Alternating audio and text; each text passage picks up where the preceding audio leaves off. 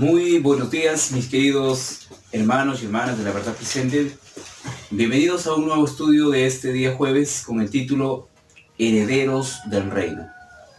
El día de hoy vamos a hablar acerca de la herencia de nuestro Señor Jesucristo y cómo Él ha podido, a través de las edades, dar a conocer el pacto de la vida eterna. En este caso vamos a hablar acerca de herederos del reino. Antes de poder comenzar, allí donde ustedes están, quisiéramos que nos acompañen a través de la oración. Vamos a orar, entendiendo que la oración es la comunicación con Dios. Vamos a orar. Padre eterno, usted que está en los cielos, en esta mañana, le pedimos que pueda dirigirnos, que su Espíritu Santo sea quien nos ayude a entender las grandes verdades y así poder compartir este mensaje en estos últimos tiempos. Le pedimos en súplica en el nombre de nuestro Señor Jesús. Amén.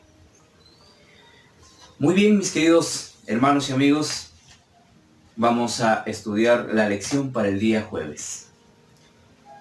Herederos del reino. Vamos a la primera pregunta, y la primera pregunta dice: ¿bajo qué condición y con qué propósito nos ha dado Dios el espíritu de adopción? En el libro de Romanos capítulo 8, del 14 al 17, tenemos la respuesta. El libro de Romanos, el capítulo 8,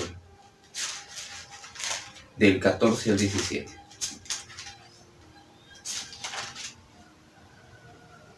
Porque todos los que son guiados por el Espíritu de Dios, estos son hijos de Dios. Pues no habéis recibido el espíritu de esclavitud para estar otra vez en temor, sino que habéis recibido el espíritu de adopción, por la cual clamamos Abba Padre. El Espíritu mismo da testimonio a nuestro espíritu de que somos hijos de Dios. Y si hijos también herederos de Dios y coherederos con Cristo, si es que padecemos juntamente con Él, para que juntamente con Él seamos glorificados. Entonces el verso 17 dice: y si hijos también herederos de Dios y coherederos con Cristo, si es que padecemos juntamente con Él. Podemos recibir una herencia no porque simplemente nos llamemos cristianos o hijos de Dios. La idea es recibir la herencia por parte de Él cuando padezcamos juntamente con Él. Entonces, tenemos una pregunta más. ¿Qué evidencia revela nuestra adopción como hijos de Dios? En 2 de Corintios, capítulo 6, del 16 al 18, también tenemos algo interesante. 2 de Corintios, en el capítulo 6, del 16 al 18. ¿Y qué acuerdo hay entre el templo de Dios y los ídolos? Porque vosotros sois el templo de Dios viviente. Como Dios dijo: habitaré y andaré entre ellos, y seré su Dios, y ellos serán mi pueblo. Por la cual salid en medio de ellos, y apartaos, dice el Señor, no toquéis lo inmundo, y yo os recibiré. Y seré para vosotros por Padre, y vosotros me seréis hijos e hijas, dice el Señor Todopoderoso. Entonces comienza diciendo el texto: ¿qué acuerdo hay entre el templo de Dios y los ídolos? Sin duda que no hay ningún acuerdo, porque no puede haber una unión entre lo santo y lo profano. También en 2 de Pedro, el capítulo 1 y el verso 4, el Señor nos dice lo siguiente. Vamos a buscar el libro de 2 de Pedro. 2 de Pedro, el capítulo 1, y vamos a leer el verso 4. Por medio de las cuales nos ha dado preciosas y grandísimas promesas, para que por ellas llegáis a ser participantes de la naturaleza divina, habiendo huido de la corrupción que hay en el mundo a causa de la concupiscencia. Vamos a leer el testimonio para corroborar en esta mañana, que lo encontramos en el comentario bíblico en la página 1163. Y dice: todo el que desee participar de la naturaleza divina, tenga en cuenta el hecho de que debe huir de la corrupción que hay en el mundo por la concupiscencia. Notemos lo que dice el espíritu de profecía. Si queremos participar de la naturaleza divina, debemos huir de la corrupción de este mundo. No deberíamos juntarnos o mezclarnos con el mundo. Entonces dice, debe haber una lucha constante y diligente del alma contra las impías imaginaciones de la mente. Tiene que haber una batalla, no carnalmente, sino una batalla espiritual en la mente. Es necesaria una firme resistencia ante la tentación de pecar en pensamiento o acción. Tiene que haber una resistencia completamente en pecado. Se debe guardar el alma de toda mancha mediante la fe en aquel que es poderoso para guardarnos sin caída. Debiéramos meditar en las Escrituras pensando sobria y sinceramente en las cosas que atañen a nuestra salvación eterna. Entonces deberíamos meditar en las Escrituras. Para vencer no es por nuestra fuerza, sino en el poder de Cristo, y pensando sobria y sinceramente en las cosas que atañen a nuestra salvación eterna. Pensar de que la tierra no es nuestro hogar. Necesitamos seguir avanzando, pero en Cristo Jesús. Vamos a la pregunta y a la respuesta. ¿Bajo qué condición y con qué propósito nos ha dado Dios el espíritu de adopción? Con el propósito de, con la condición, primero vamos a, bajo la condición, con la condición de huir de la corrupción y con el propósito de tener resistencia ante la tentación. ¿Sí? Esa es la respuesta. De huir de la corrupción y tener resistencia ante la tentación. Solamente así se puede lograr una victoria en Cristo. Y también dice que evidencia que somos el templo de Dios. Es una evidencia completamente absoluta, mis queridos hermanos, porque ya siendo el templo de Dios, ocurre que el templo de Dios es santo y recibirá completamente el poder para resistir. ¿Sí? Entonces, ¿qué evidencia revela nuestra adopción como hijos de Dios? Que somos el templo de Dios. Y esa es la victoria en Cristo. Entonces, vamos a una pregunta más. ¿Cómo somos capacitados para resistir las exigencias de nuestra propia naturaleza carnal? ¿Cómo somos capacitados para resistir? Vamos a el libro de Colosenses, capítulo 1, del 10 al 11. El libro de Colosenses,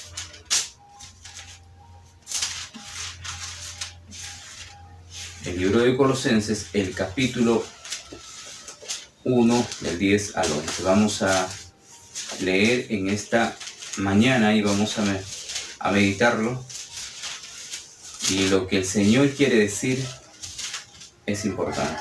Escuchemos su palabra. Él nos está hablando a través de la Escritura.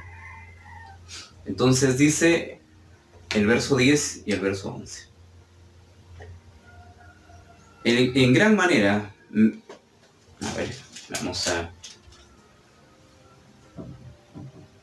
para que andéis como es digno del Señor, agradándole en todo, llevando fruto en toda buena obra y creciendo en el conocimiento de Dios, fortalecidos con todo poder, conforme a la potencia de su gloria, para toda paciencia y longanimidad, para que andéis como es digno del Señor, agradándole en todo, llevando fruto en toda buena obra y creciendo en el conocimiento de Dios, fortalecidos con todo poder, conforme a la potencia de su propia gloria, para toda paciencia y longanimidad, dice el apóstol Pablo, para que andéis como es digno del Señor. Entonces vamos a un libro más, Efesios 3, 16 y 20. Efesios 3, 16 y 20. Dice el libro de Efesios, para que os dé, conforme a las riquezas de su gloria, el ser fortalecidos con poder en el hombre interior por su espíritu.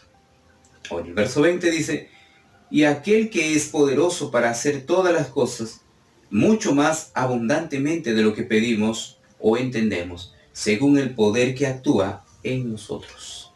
Y aquel que es poderoso para hacer todas las cosas, mucho más abundantemente de lo que pedimos o entendemos, según el poder que actúa en nosotros. El espíritu de profecía nos va a dar un testimonio más.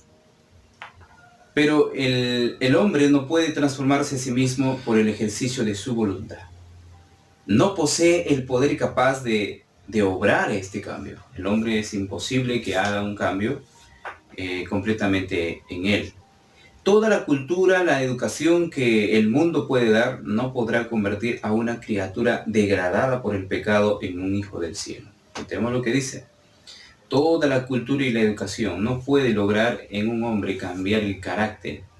Es imposible. La energía renovadora debe venir de Dios. El cambio puede ser efectuado solo por el Espíritu Santo. Todos los que quieren ser salvos, sean encumbrados o humildes, ricos o pobres, deben someterse a la operación de este poder. Va a haber una operación completamente en el poder de Cristo. Así como hoy en día, para sacar una enfermedad hay una operación en el médico, en Cristo va a haber una operación grandísima a través del Espíritu Santo. Entonces dice, al echar un vistazo estos hombres cultos sobre la extraña asamblea, preguntaron, ¿se compone el reino de Dios de semejante elemento? Nuevamente el Salvador contestó con una parábola.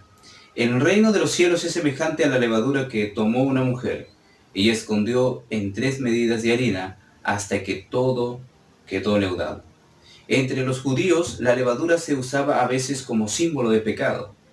Al tiempo de la Pascua, el pueblo era inducido a quitar toda levadura de su casa, así como debía quitar el pecado del corazón. Cristo amonestó a sus discípulos, guardaos de la levadura de los fariseos, que es hipocresía, y el apóstol Pablo habla de la levadura de la milicia y de maldad. Pero en la parábola del Salvador, la levadura se usa para representar el reino de los cielos. Ilustra el poder vivificante y asimilador de la gracia. Entonces, herederos del reino. ¿Cuál es el reino que los espera al pueblo de Dios? ¿Y qué es lo que tiene que pasar con el pueblo? ¿Qué es lo que tiene que hacer el pueblo? La pregunta dice, ¿cómo somos capacitados para resistir? Hay una capacitación en este tiempo, mis queridos hermanos. Y la capacitación no es una capacitación común y corriente, es una capacitación que viene del cielo. El único medio por la cual los hombres están siendo capacitados es nuestro Señor Jesucristo. La vida que ha vivido acá no ha sido en vano. Nos ha dejado como ejemplo y es por eso que estamos siguiendo ese ejemplo. Dice la pregunta, ¿cómo somos capacitados para resistir las exigencias de nuestra propia naturaleza carnal? El cambio puede ser efectuado solo por el Espíritu Santo. Esa es la capacitación que recibimos cada día, la capacitación por el poder del Espíritu Santo, porque el Señor Jesús ascendió a los cielos y nos ha dejado un consolador. Ese consolador es el Maestro que instruye cada día a su pueblo. Y el reino de los cielos espera a esos herederos que hayan vencido toda corrupción humana y se hayan entregado al Señor en todo su tiempo. Entonces, mis queridos hermanos, pregunto en esta mañana, ¿queremos ser herederos del reino? Con todas las circunstancias que se presentan, ¿podemos efectuar un cambio en nosotros? Si lo podemos lograr como humanos, entonces venceremos. Pero si nos damos cuenta que es imposible, buscaremos a Cristo y es el único medio para llevarnos al cielo. Que Dios les bendiga en esta mañana y nos vemos en un próximo video. No se olviden de buscar al Señor.